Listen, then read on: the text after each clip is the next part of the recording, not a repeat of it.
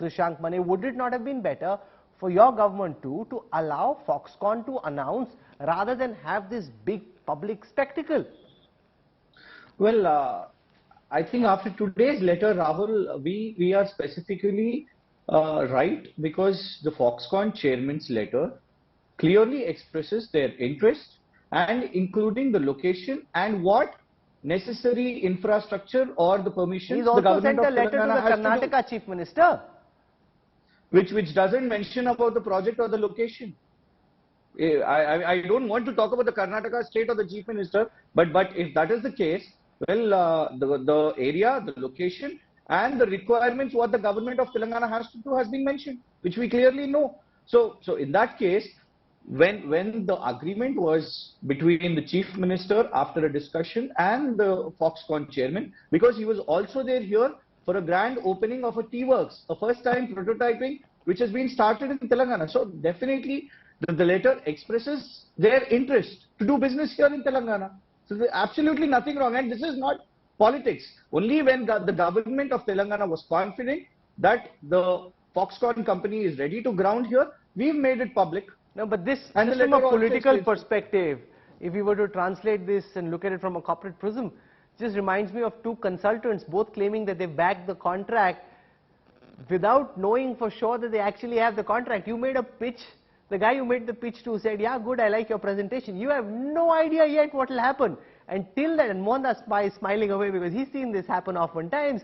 At this moment, you don't know. So you're all doubling down, claiming that the investment is coming to you, whereas the decision is not yours to take. If it's a airport or a railway station, that money can come from the center, and the Karnataka government can say, okay, we've spoken to Ashwani Vaishnav or Nirmala Sitharaman, we know that the money is coming here. At this moment, you don't know where the money is going. Sandeep Shastri, from a political perspective, how is this playing out? Because you've got the Karnataka Chief Minister making these announcements. Ordinarily, if this was some other state, it wouldn't matter as much. Karnataka is not the regular Indian state. It's more urban, more educated than most Indian states. Would this kind of an issue be a political issue, or do you think if they get some part of the Foxconn investment, Bomai will be able to save face and see, okay, some part went to Telangana, some part came to me, which Mohandas Pai seems to think might be what actually happens, given that both chief ministers have got these letters? Rahul, I think the deal has got caught in a political crossfire, and with Karnataka having elections immediately in a few months and Telangana later, this issue has come up for that reason. I think the challenge lies here, Rahul, the wording of the responses that came from the two governments. They ideally should have worded the responses to say that that Foxconn is looking at investing in our two states and not saying that we have clinched the deal. That's where I think the mistake has happened. I think the letter also indicates that we are looking at the prospect of investing in the two states. And therefore, the tweets which came out should have reflected that. And in their over-enthusiasm, especially in an election year, they wanted to convey to the voter that we have struck the deal and 1 lakh jobs. But from Foxconn perspective, going shopping just before the election is a smart thing to do, Pai, because you can pretty much extract whatever you want from the political establishment of the day, because they have an election to fight and would be willing to make concessions which a government that just got elected may or may not be. Would you accept that, Mr. Pai? Yeah, I think, it's going to take some time, because in both the states, elections are going to come. Karnataka earlier, then Telangana later.